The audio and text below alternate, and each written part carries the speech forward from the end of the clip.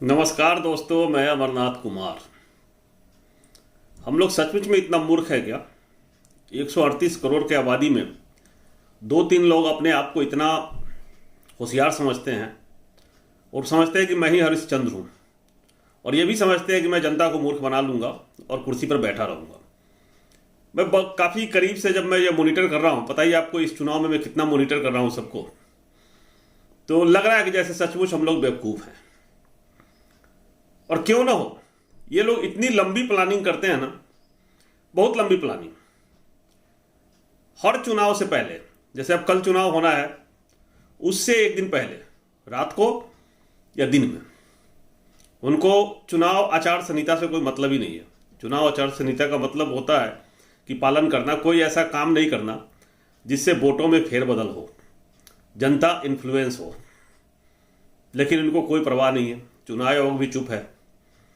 तो हो रहा है, आप देख ही रहे हैं क्या हो रहा है। आज 5 साल तक चुप रहेंगे, कोई प्लानिंग नहीं। आज आनंद फानन में स्मार्ट क्लासरूम का उद्घाटन कर रहे हैं केजरीवाल जी, और मीडिया दिखा रहा है और ट्वीट पे ट्वीट हुआ जा रहा है कि हमने तो 12,000 क्लासरूम बना दिए। और क्या बना दिए क्लासरूम, वो बाद में पता चलेगा कि क्या था क्लासरूम। सिर्फ प्रोपगेंडा। जैसे उन्होंने वो बनाया था मोहल्ला क्लिनिक, उसका वीडियो आप लोगों ने देखा ही होगा। कुछ भी नहीं है, गाय बांधे जा रहे हैं मोहल्ला क्लिनिक। तो उसी तरह से प्रोपगेंडा फैलाना है। भाई 5 साल से आप कहाँ? चुनाव से पहले आप जल बोर्ड के कर्मचारियों को परमानेंट कर रहे हो, उन्होंने जो है दिल्ली की और चुनाव से पहले, उत्तराखंड चुनाव से पहले किया था। अभी पंजाब चुनाव से पहले आप क्लासरूम दिखा रहे हो। तो क्या हम इतने मूर्ख हैं? और आप हरिश्चंद्र?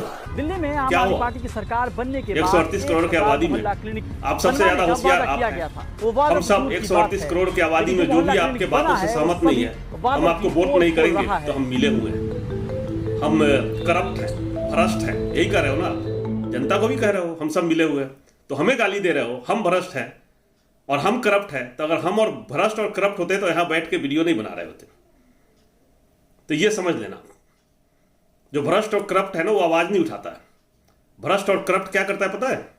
वो चुप रहता है और अपने वोटर को भी, चुनाव जीतने के बाद वोटर को भी पिटवाता है पुलिस से। और वोटर दंगा में मर रहे होते हैं तब भी आवाज बंद करके दिल्ली में कुर्सी पर बैठा होता है दुबक के अपने घरों में, वो बाहर नहीं निकलता। जो भ्रष्ट होते हैं ना, और भ्रष्ट के जो कॉर्पोरेटर होता है वो घूस लेता है, सीबीआई अरेस्ट करती है रंगे हाथों।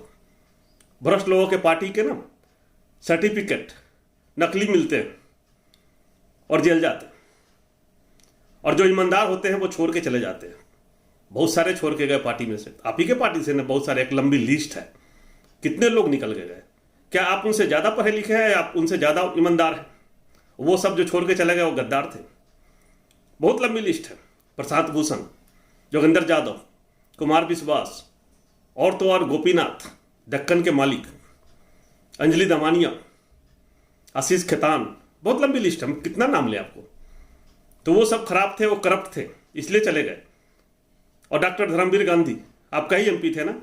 आज एक वीडियो बना के उन्होंने कहा तो है कि केजरीवाल की राजनीति बहुत घटिया है। पिछली बार उन्होंने, तो ये जो आप कह रहे हो ना, जनता को जो गाली दे रहे हो ना, जो आपको वोट नहीं करेगा, हमने भी वोट किया था, लेकिन अब जिंदगी में कभी वोट नहीं मिलेगा। बर्तन की कोशिश की इस चुनाव में जो आप जीते हो तो ऐसे नहीं जीते हो, हम सबने जीता है। पंजाब की राजनीति, आप दिल्ली भी हारोगे, पंजाब के समाज वास्ते भी, आपका जो चाल चल रही है वो ठीक नहीं है, चाल हैगी है। सो ये गलत विश्वास दिन इंकशाफ तो बाद उसी तरह से अपने बड़े साहब की बात कर रहे हैं। सिखों को गाली देते रहे, मंत्री गाली देता रहा, काले कानून लाके सिखों को मजबूर किया बॉर्डर पर बैठने के लिए। 700 लोग मर गए, कोई सुध नहीं। और बारिश में, तूफान में, पानी में सिख भीगते रहे। वो ओल्ड एज के लोगों को देख के तरस आता था। मैं आंदोलन में सब जगह गया और सक्रिय रूप से शामिल था, देख के दया आता था। लेकिन कोई जू तक नहीं देंगी, कोई मतलब नहीं। घमंड इतना कि किसानों से बात ही नहीं करना है। एक बार भी बात नहीं किया। बात कौन किया? नेता, कृषि मंत्री, और वो भी ढंग से बात नहीं। और इन्होंने कहा कि हम एक फोन कॉल की दूरी पर है, और नंबर दिया नहीं। तो यही नेता थे ना। अब ये सिखों को बुला के अपने घर में सम्मानित कर रहे हैं। फोटोबाजी हो रही है, फोटोशूट चुनाव से पहले। और चुनाव से पहले अफगानिस्तान के सिखों से मिला जा रहा है वोट लेने के लिए। और चुनाव से पहले गोबर प्लांट और क्या क्या हो रहा है मध्य प्रदेश में, इंदौर में उद्घाटन। क्यों पंजाब में इतना दिलचस्पी क्यों है, जनता पूछ रही है। मैं तो देखा कई लोगों का फोन आया, कई लोग बात कर रहे हैं कि सर मोदी साहब को ये पंजाब में का एक इंटरेस्ट क्यों आ गया। भाई ये प्लानिंग है, इंटरेस्ट नहीं आया। काले कानून लाए थे वो भी प्लानिंग से लाए थे कि किसानों को दबाना है, वहाँ अपने दोस्तों का लगवाना है, सब कुछ गोडाउन बनवाना है, पूरा देना है। 30 लाख करोड़ का बिजनेस है, अपने दोस्त के हाथ में दे देने हैं। आप लोगों ने विरोध किया, मजबूरन वापस लेना पड़ा क्योंकि पुलिस उसके पास नहीं था पंजाब का। अब पंजाब की पुलिस लेने के लिए उनको वहाँ सरकार बनाना है, भाजपा का बने चाहे केजरीवाल का बने, कोई फर्क नहीं पड़ता, दोनों एक ही है। दिल्ली में सत्ता किसके हाथ में है? दिल्ली की सत्ता बीजेपी के हाथ में है और केजरीवाल के हाथ में, दोनों एक दूसरे के पूरक हैं। तो उनका इंटरेस्ट इसलिए है कि पंजाब में जीत के मुझे वहां गोडाउन बनवाने हैं। पंजाबी तो है मेन, हरियाणा पे कब्जा कर ही रखा है खट्टर साहब को बैठा के, तो इसलिए ऐसा कर रहे हैं। अगर आप लोग टूट गए तो कब्जा हो जाएगा पंजाब पे, यही तो चाल चल रही है। 5 साल तक दाम बढ़ा के रखा, 7 सालों में लोगों का जीना हराम कर दिया। कहा था 300 में सिलेंडर देंगे, सिलेंडर के दाम चले गए 1000 गैस सिलेंडर। और रामदेव नजर ही नहीं आया इस चुनाव में, वो भी 35 रुपये पेट्रोल दिलवा रहा था। पेट्रोल के दाम 120 रुपये तक गया था, 125 तक गया था, आप ही लोग कर रहे थे। और सिलेंडर आज भी 1000 रुपये, सब्सिडी बंद कर दिया। आज चिल्ला चिल्ला के कह रहे हैं कि मुझे वोट दो तो मैं तुम्हें होली और दिवाली में 1-1 सिलेंडर मुफ्त दूंगा।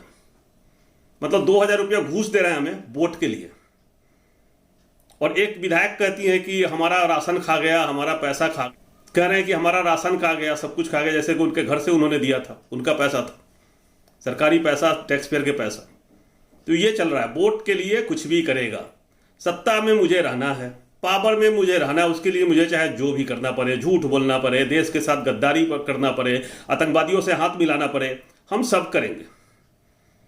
मुझे किसी तरह से पावर में रहना है, मुझे वोट चाहिए और सपोर्ट है नहीं। कहते थे कि हम चाय वाला के बेटा हैं, गरीब के बेटा हैं। हम तो चाय वाले के हैं, बहुत गरीब के बेटा है। मणिशंकर अय्यर जी ने कुछ बोल दिया था कि ये नीच किस्म के आदमी हैं, और इतना हंगामा हुआ पूरे देश में क्योंकि उस समय जनता सपोर्ट कर रही थी और मणिशंकर अय्यर को हटाना पड़ा था कांग्रेस से।